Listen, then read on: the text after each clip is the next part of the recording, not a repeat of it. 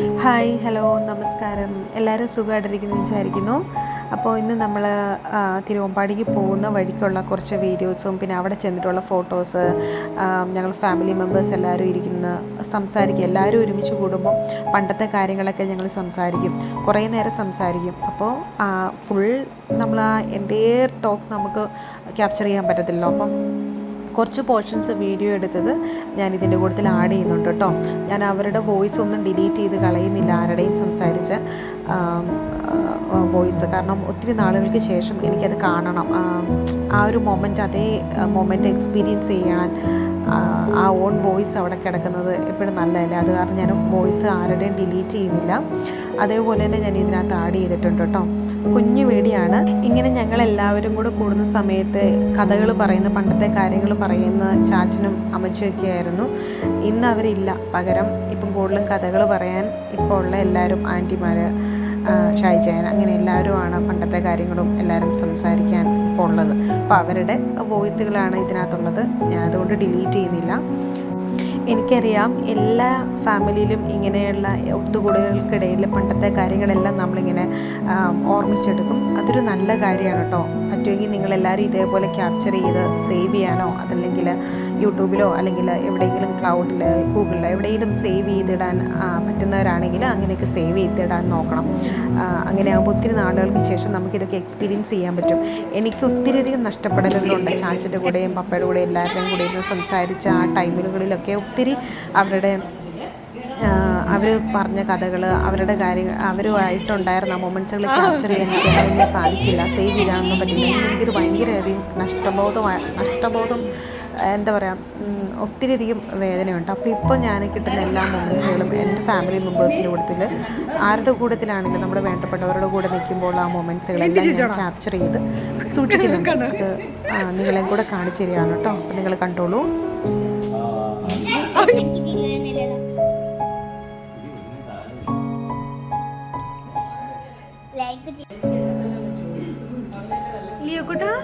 ലിയോക്കുട്ടനാരാ?